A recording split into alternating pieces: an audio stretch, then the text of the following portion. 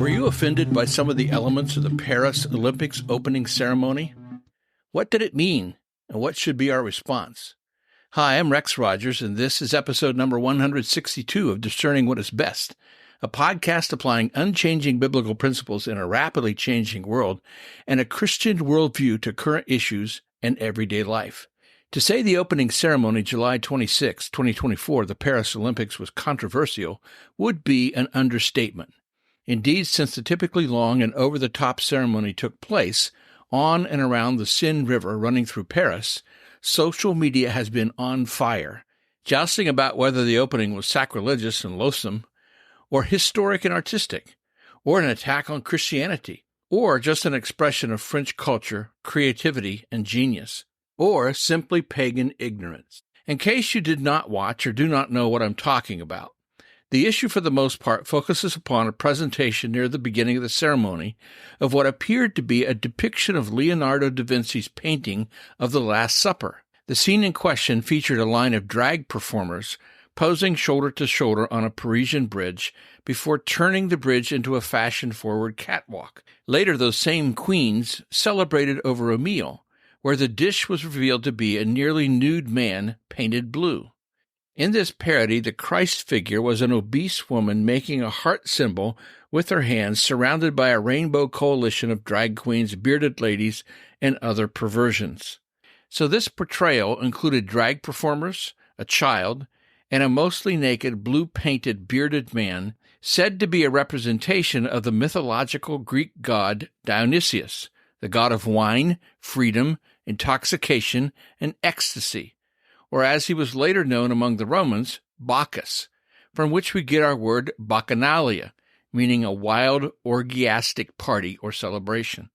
The official Olympic Games X account shared photos from the portion of the program featuring the blue man at the tableau center and explained, the interpretation of the Greek god Dionysius makes us aware of the absurdity of violence between human beings. Interesting argument. Media have said reaction came from the Christian right, but this is limited and slanted at best, for reaction came worldwide from Catholics, Jews, and non-Christians alike. Indeed, you don't have to be anti-intellectual, or part of the Christian right, or a person uninformed about artistic imagery to wonder how a naked man and a bunch of drag queens make a statement about the absurdity of violence between human beings. The ceremony, we are told, was an attempt to represent the culture and history of the host nation. France's history, particularly during the French Revolution, is complex. This period saw the overthrow of Christianity, the execution of monarchs, including the beheadings of Marie Antoinette and King Louis XVI, the deaths of 16,000 people during the Reign of Terror, and the rededication of Notre Dame as a temple of reason. This era marked France's official shift towards secularism. Now, Christians are justified in feeling angry and should voice their disapproval. This event distorted a Christian symbol to celebrate revolution and bacchanalia, rejecting all meaning, order, and hierarchy.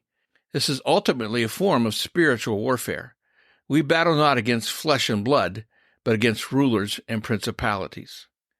In response to the backlash, Anne Deschamps, spokesperson for Paris 2024, stated, "Clearly there was never an intention to show disrespect to any religious group," Reuters reported. The opening ceremony, she said, tried to celebrate community tolerance. We believe this ambition was achieved. If people have taken any offense, we are really sorry. Now, this non-apology apology was roundly condemned by religious leaders representing a variety of nationalities and denominations. The ceremony producers are not sorry for egregiously disrespecting more than 2.6 billion Christians in the world. They are sorry someone took offense. In other words, we don't have a problem, but we're sorry you all have a problem. Several things bothered me about all of this. One, yes, I felt the presentation was a mockery of Christianity, and I was offended this was done in such an in-your-face manner in the Olympics opening ceremony. Two, I thought the lying, or what's now called gaslighting, trying to reinterpret the producer's intent as something other than mockery, was equally offensive. It's not unlike the mainstream media's eagerness to rewrite history if it helps a given political candidate. Number 3, I not only did not like the Last Supper display, I did not like much of the ceremony, for in it I saw a ménage à trois promoted as representative of Paris's reputation as a city of love. I saw 2 men kissing each other. I saw the woman who portrayed Christ in the Last Supper, a lesbian DJ named Barbara Butch, kissing her partner after the event. I saw drag queens featured throughout. All this was shared on NBC's coverage. 4, I thought the riverboat presentation of the athletes was unique, but even longer than usual, thus losing its audience. 5, I don't blame the athletes for what the IOC approved for the Paris Olympics opening ceremony. 6, there's been a lot of virtue signaling by self-avowed Christians, and that hasn't been helpful. In other words, people who found the display offensive have proclaimed their position online, then demanded that others do as they do, boycott watching the Olympics. These boycotting individuals have every right, even Christian liberty, to watch or not watch, but they do not possess any biblical rationale for judging others' Christian commitment based on their viewing choices. That's just old-style legalism. Number 7, on the flip side, I was bothered by the number of people purporting to be Christians who in their social media comments poo-pooed those who didn't like the ceremony's celebration of debauchery, acted as if it were no big deal, even defended it on the basis of, well, it's art or it's French.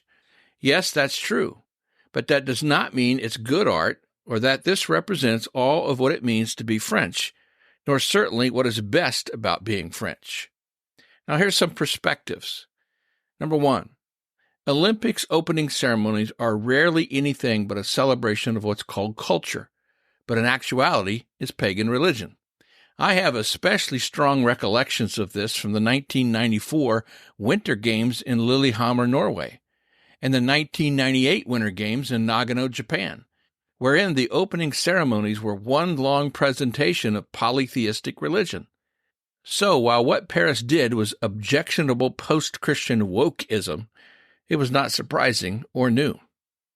Number 2, ceremony producers are not going to produce any parody about religions other than Christianity, like, for example, Islam, or for that matter, Buddhism, Hinduism, and certainly not atheism, because they are afraid of fatwas and other global Muslim reactions, and ironically, Islam is seen as an ally of the woke because both want to bring down Western civilization.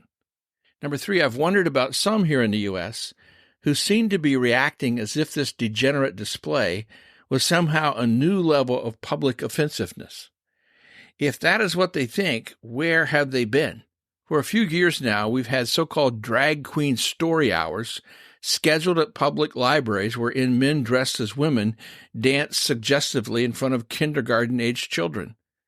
In the U.S., we have Pride Month, parades, corporate kowtowing, and celebrities working overtime to tell us how this is about inclusion, being seen, or freedom, when what it's really about is grooming children and legitimizing immorality.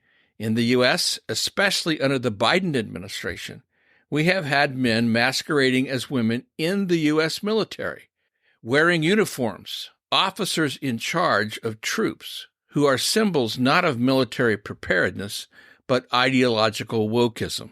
So while the Paris Olympics captured a worldwide audience, what they did is not all that different from what is taking place every day in the USA. Now, how should we then respond to all this? Not by angry or self-righteous posts on social media. We live in a fallen and now post-Christian culture, so we need to work harder to share the gospel of Jesus Christ. Well, we'll see you again soon. His podcast is about discerning what is best. If you find this thought-provoking and helpful, follow us on your favorite podcast platform. Download an episode for your friends. And for more Christian commentary, check my website, REXM as in Martin, that's rexmrogers.com. And remember, it is for freedom that Christ has set us free. Stand firm.